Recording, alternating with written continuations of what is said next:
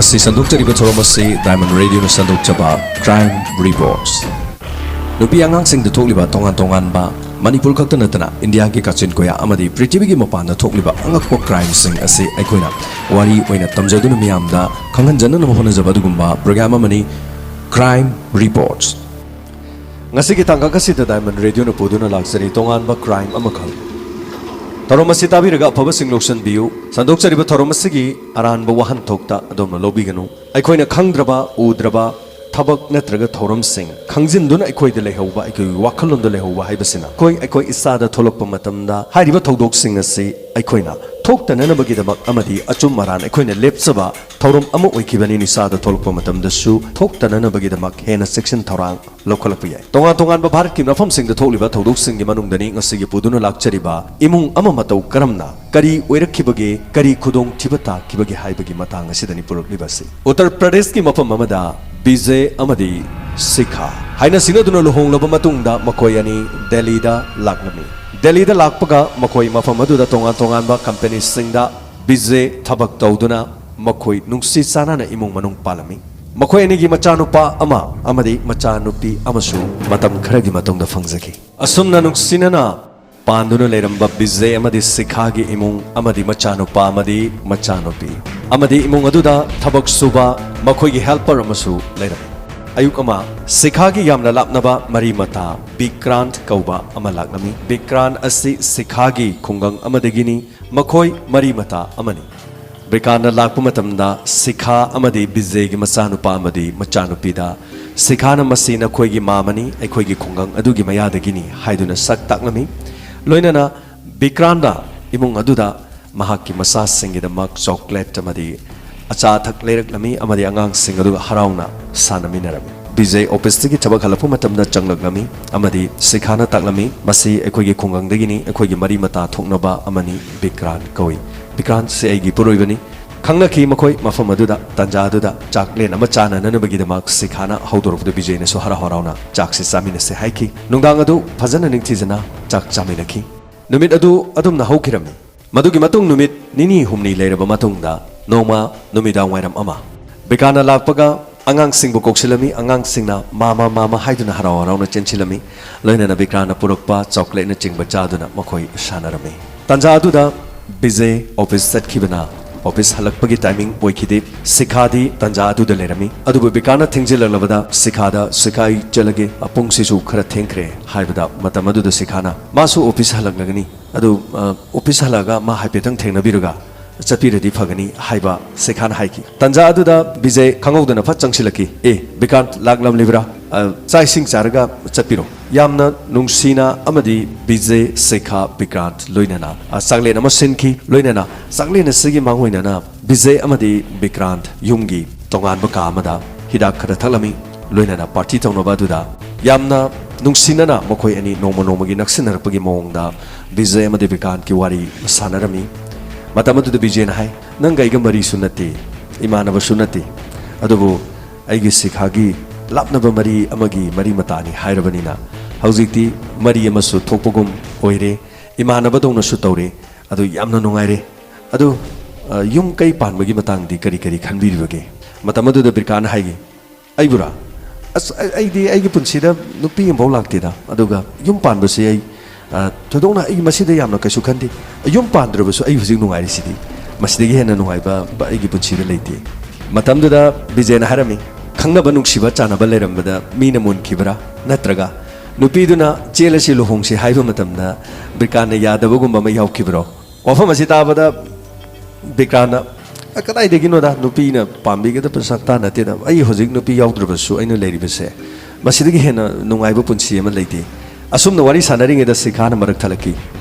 wari loirabadi chak thirakpa yaragadro chak charasi hairaki matamaduda Bijay na haiki yathang adubu taningai jaramba chak chaningbana aikhodi loirabani haiki Vikrant Bijay nokminaki Sikha nokminaki chaklen adu hauna chaminaki loinana numidang pung 10 muki matungda Vikrant mafam adudagi yom thadokduna chatkiram masigi matungda numidangda phamungda tumlamdaida Sikhana Bijay da hanglaki yamna nakhoi ani di wari bu yam sanakrene marina iga thoknaraga nakhoi ni di hena khangna chanaba mi amadongna wari watai sanadana tawkri kari wari no sanari dubo matam adu da Vijay na khungki sikha ai ba kaisu wari sanade tha wari budi magi lohong bagi matang dani da nupi ga leiradi lohongo sahi matam hen kini lohong bagi matam hen khradi ang sahi su yam salagle nupa na sahi yam na yam san ki basi mamai thang dadi khara bera kani haiba asmaina sum haina bani sikhana wari adu da yam interest leina adudi brikana kari khume lohong basi madi kaya pam da bagi mong da hai nupi leite so hai aingon da gi nang hena kam kham thok tro na khoi gi mari mata ne so hai magi punsi da nupi mata lakhi da bajalo matam adu da sikhan hai nupi budi lakhi bajani adu da mana pam jabadu phanghau da ba hai tare adu maina adu da gi sum ma lohong ki da bani o adu bu sikha mahak lohong ba matam oire lohong ba chap chare adu thengne tumasi asum na haraga makhoi tum thagi imung adu da leiriba Ramdas kauba miyo yasi Vijay gi nupi sikhana yamna nungai taba ama khanghaudana mahaki nupada yamna toina complain torami nongma ayuk ama sikhana yamna kana lauki Vijay nangi thabak suna no belai riba mi se amukta warau law haina koki chakhumda Vijay prap changsin ki sikha kari tore thabak chalam daista kari no kari thokpa kari do bayawre matamdu da sikhana yam sound haiki yengo ngarang aina dining table sida haira se aina se manga thamamani chana na haira sengje matam punumak adu mangi nangna thammiba thabak suna no imungdo thammiba Ramdas se mabuk amna sengde masi handak marak magi maram satse kari no matoi yamna thuna imung sidagi ma se tanthoko ma lege haibra imung sidagi ai chat ko haibra nang khalu haiki Vijay na sikha wafam adu gi damak nangga changdam dari marum kari chagra basu matung chaganu hairaga lore Ramdas nang CMC charubra Ramdas na haiki aina chahi 10 muk leirapasida babugi nongmata aina sigumba pot amatang babugi ayaba yaudana ina chakhiba yaubra ai ngasi su chade mem sahib na mana ngarang ahum khak thamambani ngasi su ahum asimuk laidi basini aingonda masi taison biganu aina stokjade haina komki Vijay na pare Ramdas asikha to si wafam si nangna baram chatpora masu ya duga masi wafam si to si haiki adubu sikha yam sauki nangna kaisu leitaba imung sida leiba Ramdas ki dama so yamna michang liba si karigino ai imung sida mahak makata na thamba pamdre aduna yamna muna khalu nang thabak subu nupa se yum sida gine ma yam thuna thokina nabagi dama nang singa dabani asum na hairmaga ma changki yamna ikai ki Ramdas imung da thabak subu leiriba mi aina asuk kuine imung sida leirapada asiguma mata tawdraga handak aikoi gi mem sahib na mahaki awon ba ahong ma malakli basi maram karigi mana karigi da mak aibu asuk tati tawina tawbiribano yum asida thabak sui makoi gi minai oi haiduna aibu mi oibigi wangang da basi yamna chakreda asumna imung adu da thabak suduna leriba Ramdas ki mamitta pi gi ihauga loina na Ramdas mathamoida asuk ki matik nungai tabaga loina na thamoida mai hongna shawram adubu numit adu adum haukre asumna ayuk ama Vikrant Vijay gi yum da laglami amadi imung adu da leriba angang sing mahausa gumna achapot bijirami khanghaudana Vijay thoroki Vikrant kari lere ayung atana laglibadi kari thabak lere tanja adu da Vikrant na khongki Vijay thabak ama mapa si sum chalamani noigi mapa si lalaga da sum phawra bani na noida sum changaga kari tawrige na nokoina tena naw kari tawrige na hange na changai ni ada angang sing si jo sapot pijerom ge na matam do Vijay na haiki okay sikha se ngarang dagi yamna warori yaradi nangi di mari mata ni na nang khajik tam to thembiram ai pungsi yadre ai office am da chaluki ge asum na hairam laga Vijay office satki loina na Vikrant lakhi maning lomda sikha leptu no lermi Vikrant na sikha da haram sikha kari to boya buge kari mo hainer ge mungda sikha na haiki huran ba imung sida minai oina thabak toraga ai isagi imung sida ai isagi potpu aina so lolaga thambagi tangai fadaba du matam yoksilagi huran ba asumna mahaki yumda leiriba mahaki helper sibu mana cherami tanja adu da hut lei thorokpada makhoi gi tungna Ramdas asar ising asumna haraga ising glass ama pothorolami tanja adu da sikhana Ramdas ta herami aina nongode sing pro haibro ai ka asida nangna thong thindana changakke haibagi ayaba yaudana nang hektamak changpa yabro huran ba matu munau de gi ka da thong thindana changpa yaroi chakro chalo asumna hairaga Ramdas puthi nang anglaga tatoki Ramdas na magi honglak liba mohong sida karigumba khara amadi mahaki wangang sangang asina hena nungai tebagi mohong mato momongon na phoram loinana sorry madam ai matung da tawjaro asumna hairam laga ka adu digi mahak thololmi Bikran nasu Ramdas ta nang sawya diko nang sawgunu ai themgi wafam si haiki asumna ngahak leire ba matung da sikha mapi marun setuna tabuk ama chatna bagidma imongdagi sem saba hormi loinana mahana mapi marun chet pelur ba matung da Bikran ka loinana thongna na bagidma honarami tanja aduda imongda leiriba Ramdas ta harami Ramdas angang sing du horen ngahak leire ba matung da makoi gi damakta chana thangna ba loi thamama bani makoi ga chaminaro aduga nungthil angang sing do phamungda ngahak tumhan ba kawgunu ko aduga nangi chak chana ba thamama bani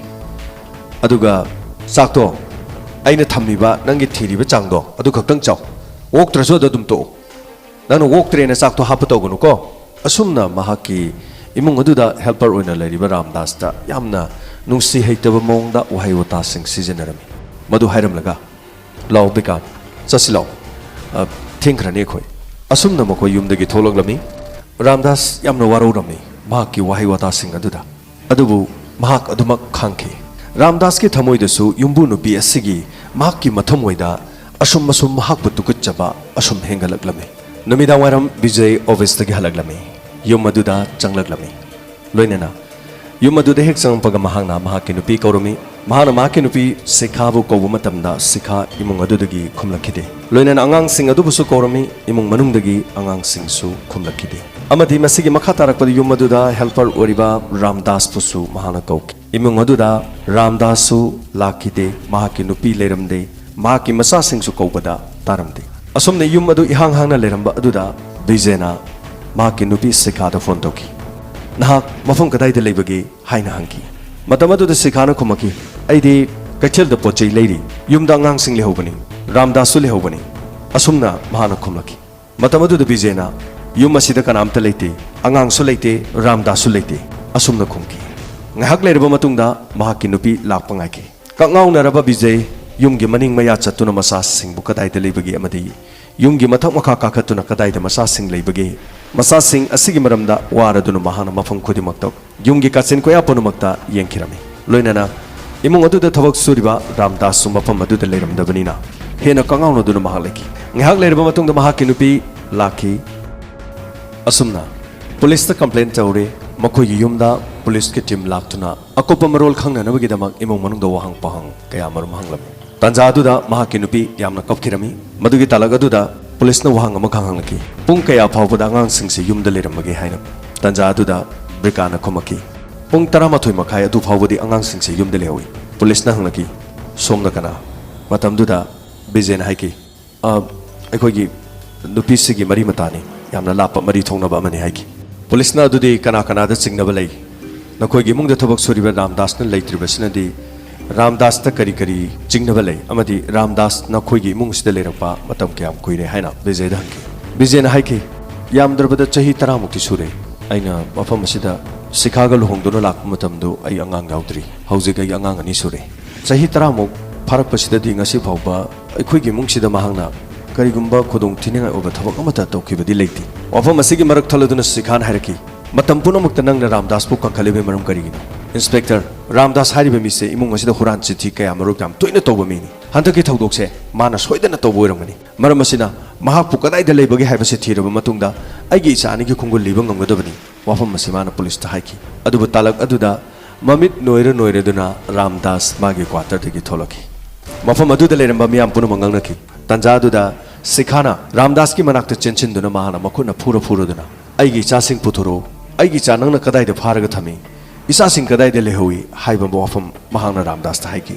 Ramdas na angang sing di imungda adumak tumduna lehobani aidi aigi sak saruk charaba matungda adumak isada ngasidi tumningba ama pharukpadagi ai khangbo ngamdaduna aigi quarter da tumlabani aina makeup tholokpa gai laksari basini aidi angang gi maram du karim tu khangde haina mahana khumki adumak pu mafam adu da leriba police aduna Ramdas phaduna pukhi amadi interrogation tawduna mahakpu yamna kanna masada phuba chaiba tawbaga loinana adumak mahaki machin hongkhiramde amadi mahana kaptuna law khongduna haiki imong aduda aina sahi tara hena thabak suduna leijaraklaba matungda ngasi fawba imong duda aina karigumba amata minam kiba leite ai hairiba angang sing mangbagi asuguma thodok ai karigumba amata khangde haina mahangna aduma khomkirami madudagi ngayak leiraba matungda police na amok imong manungda amuk laki mangkiba angang sing asigi maramda amuk police na karigumba langla langjin khara phangnanabagi damak imong aduda laklami matam aduda khanghodana police amana police officer aduda harame sir mafam asdagi khara chalaga leiba ching amagi lokta nupi macha amaga nupa macha amagi asi bhaksang singi makhada lokta tadunu leiri haiba paw ma phange haina paw tamki tanja adu dimung da leirami bas sikha kappa helaki hairi badu mahakki macha oirongani haina mahangna hena kappa lawbo khongba hejelaki masigi matung da police mafam adu chattuna asi bhaksang adu khonggat pa chatkare mafam adu dagi asi bhaksang lokhalure pigli bangang macha ani dabu kanana karigi damakta minung si yaudana asumna hal ibnu haina imung adu da adu kimatik nungairamde tanja adu da Bikran su imong manung adu da laglami Bikran na Vijay da nungai taba phongdolami amadi Vijay na sikhaje karigumba wahai umata ngang khidre yaragadi nangna khara amukta themo tanja adu da sikhagi manakta Bikran na changchalaga sikha thokiba thodosi matangda yamna ka hena khanjalaganu matam adu da Vijay na khongki karino aigi mungda tholiba thodok sing ase aina khallubaga tawthoroliba thabak sing asiga loina tayonare karino aigi punchida thokliba se haina mahak su kablami matam adu da Bikana nang so sumna sum tawlerabadi sontharani ai sikhaga wari khara sage magi poning sem to phajange nang nghaktang yarabadi asaibok dong koi thokso haiki matam adu da Vijay na hoi ai nghaktang asaibok chalugi haraga mahak thoke matam do numidang wairamni Vijay na mahaki kar manak tana chalami car thong hangdoke tawda mahaki masada car gi show yauramde matam adu da mahangna imungda car gi show loba laklami adubu mahangna imungda lakpa matamdadi imung adu da sikha amadi Bikant makhoini na sanaramni bo wari adu tabada Vijay gi masada tu chungba phauki matam adu da sikha na hairami Bikran kayam kuina no khoina sumaina chin thiba ngang dana aikhoina sigumba thabak sida kayam kuina lekhiga doribano chahi kayano aina nang ngai khiga doribase nang nengonda kari hairami nang na haiba khudimak aina loina tawredana ngasidi nuksiraba icha ani phawa aikoi ni changdana haledana matam aduda Bikran ta hairami aikoina silakpa plan punamak loina mai pangle haujikti waliba haibabu nangi nupagi yamlaba senfam singse aikoina matau karamna lokthokadagi haibase masi khanna batabani nang aiga changsiliba thabakasida sel yaudravadi yaroi maramasina sel haibase khara maru oibanina nangi nupadagi themlaga sel lokthokpase masi bodong tokisi ngasi nomani ni se khangkisi angang singsu leitabanina kimung asida aikoina tanja sida mo irang lang lorabadi aduna aina siliba plan singse nang soidaniya nangi nupagi yamlaba senfam singse namduna hana lokisi tanja aduda khanghogdana Vijay makhoina leiriba ka aduda changlaklami huranba amadi huranbi animangna aigi imungda lottuna leiraba matungda aibu asuk chawba minamba nakhoi ani lemna mukta tharoi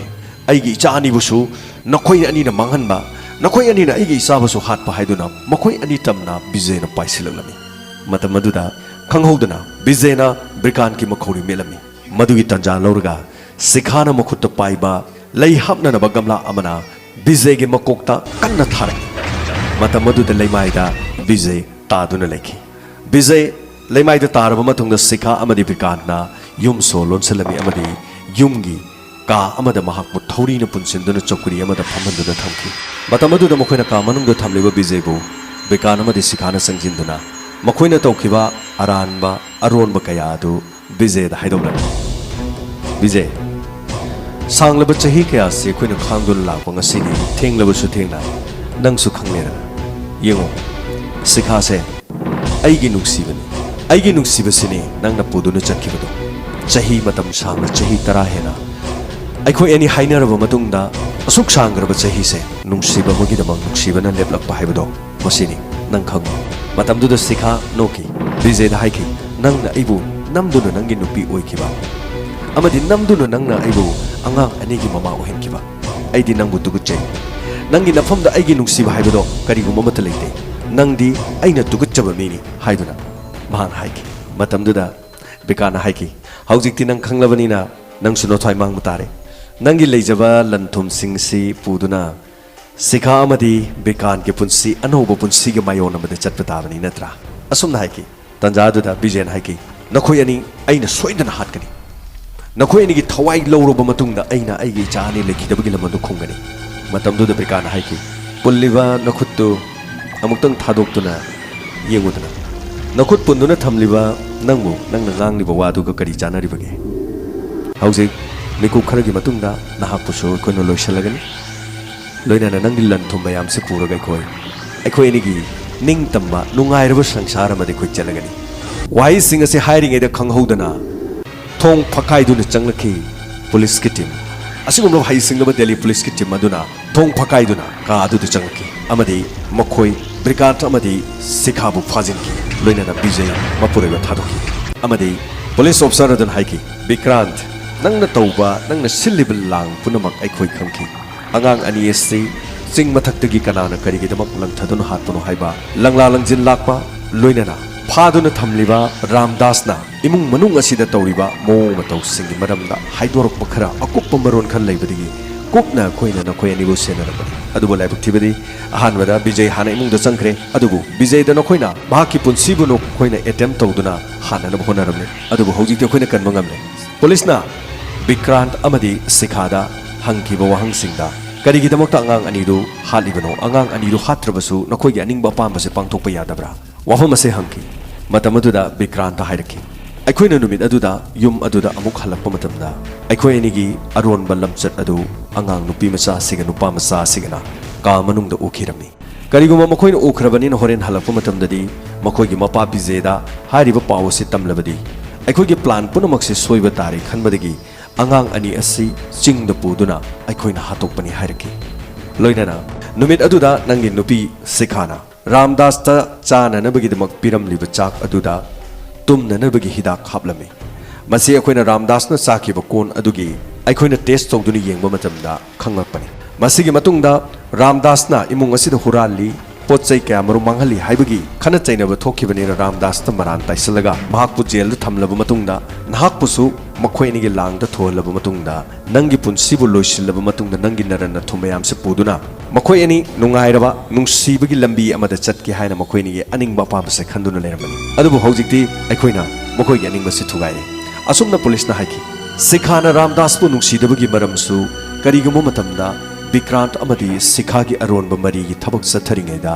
Ramdas na chingnaba kaya marum phaukiba asina mahaki mapurubada tamlabadi makhatana Sikha amadi Vikrant ki silliba plan ase loinamak mai paklaroi khanbadagi yum asidagi Ramdas pusu maran pisanduna matam punamakta mahangna tanthoknabagi sinkibani haibu wafam phongdorki masini nungsinana leiramliba imung amada khanghaudana oirakhiba awabagi mapai nungsiba amana nungsibagi dama nungsiba amada nungsiba amagidama thajaruba amana thajaruba amagi mapamda pirakhiba awaba chithingni sandokchariba tharomasida afaba singtamak loksanbiyu phattabadi loksanbirunu pungning loksing oina thambiyu pungningi nakalda tharom ase lanthokchaba matamda karigumba wahai wata singda taba nungaitaba wahai wata sing yaurabasu miyamna ngapigini loinana section lebiyu wakhal leitabiyu till then kurumjari Kasi sandokchariba tharomasi Diamond Radio na sandokchaba Crime Reports Nupi angang sing da thokliba tongan ba Manipur khakta natana India ki kachin koya amadi Prithvi ki mapana thokliba angakpa crime sing ase aikoina wari oina tamjaduna miyamda khanghanjana na hona jaba dugumba program amani Crime Reports